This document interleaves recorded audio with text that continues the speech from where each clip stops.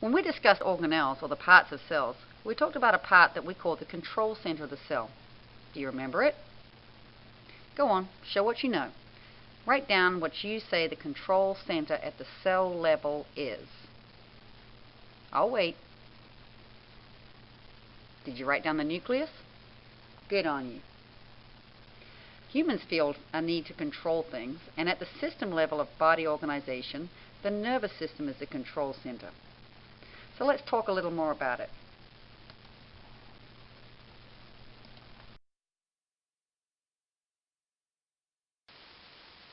The body's actions are controlled by the nervous system. It acts as the information and communication headquarters. So, how does this help you? Think about when your finger touches something hot. We call this the stimulus.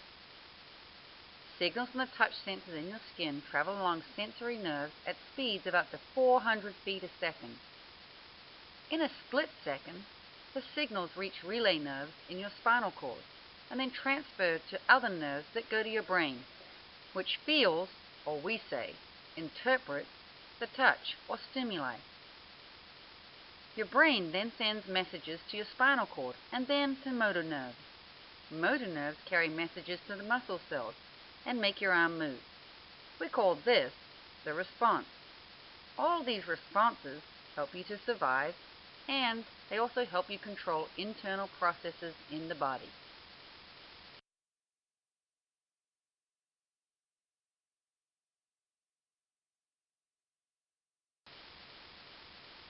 The nervous system is divided into two parts, the central nervous system, or CNS, and the peripheral nervous system, or PNS. These two systems work together to coordinate the body's actions. Let's focus on the central nervous system, or CNS. It's made up of your brain and your spinal cord. Your brain is only 2% of your body weight, but 20% of your body's energy is used here.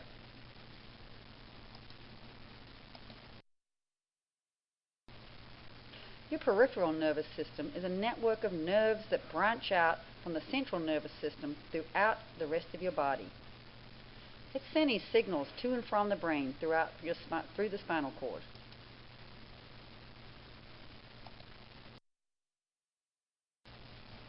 The spinal cord, shown here to the right, is the main information highway in and out of the brain. The spinal cord runs from the base of the brain down your backbone, just at the top of the curve of your lower back. Your brain is made of more than 100 billion neurons communicating through electrical and chemical signals. Protected by the bony skull, it floats in a pool of fluid, which helps it absorb shock waves. The brain is the most complex organ of all, involving conscious thoughts, your personality, your memories, controlling your movements, and it does all of these things and more all at the same time. The brain's made of three main parts: the cerebrum, the cerebellum, and the brainstem.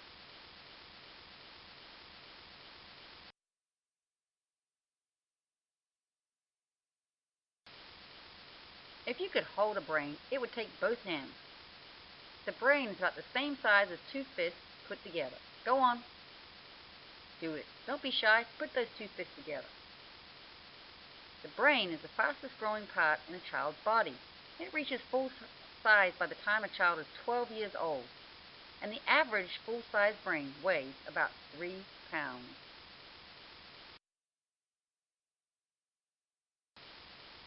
The biggest part of the brain is the cerebrum, or the cerebral cortex. It's divided into two halves, or hemispheres. The left half deals with logical thought, reading, speaking, doing math problems, and abstract reasoning. The right side is good at musical and artistic creation.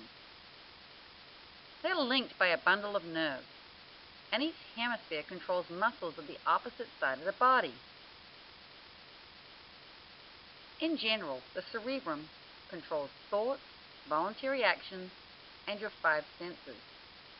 And in most people, one side of the brain becomes more developed than the other side. Different parts of the cerebrum do different jobs. They're specialized. Notice the folds and the grooves of the cerebrum. The outer layer is called the cerebral cortex. The folds give more surface area. Unfolded and spread out, it'd be about the size of a pillowcase.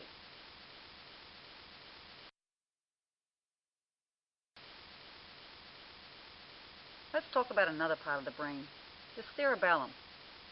Literally, a little brain, because it looks similar to the cerebrum.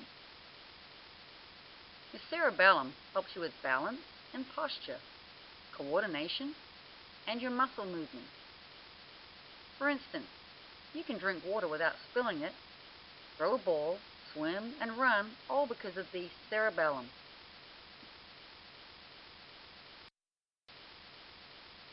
The third part of the brain that we're going to talk about today is the brainstem. It's about 3 inches long and about as thick as your thumb. Your heartbeat, your breathing, your digestion, swallowing, and blinking are all under control of the brainstem. And thank goodness it's an involuntary process. You don't want to have to think about those things.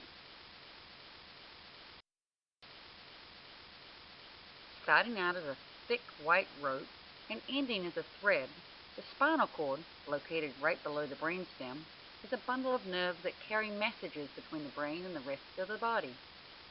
This long tube of nerve tissue runs down from the brain the length of the back, inside some bony protective vertebrae, and connects with the peripheral nerves.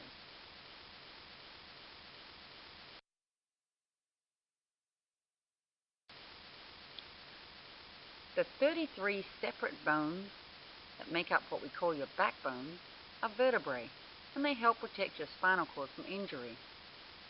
Humans share this vertebrae setup with other mammals, and also with birds, frogs, snakes, and fish. These animals are called vertebrates. Animals without a spinal cord and backbone are called invertebrates. Examples of those are sponges, worms, and insects.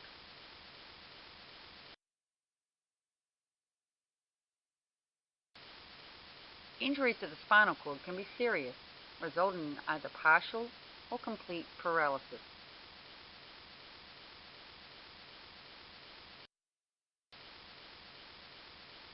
Information-carrying cells are called neurons or nerve cells.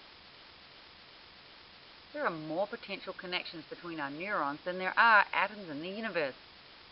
And one brain cell can connect to 25,000 other brain cells. Neurons carry messages. We call those impulses. And in a human, they can travel up to 250 miles per hour. Now, most neurons can't divide and multiply like other cells. Remember that process we talked about? So take care of them.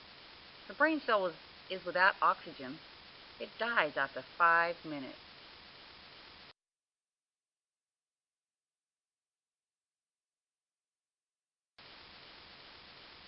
The sense organs are the parts of the nervous system that take information from the outside world and send it via the nerves to the brain so that a person can respond. Remember, it's all about survival. So, what's smarter, a human brain or a computer? Is it about how fast information can be found, or the capacity to learn and adapt? Whatever you decide, your brain is what makes you, you.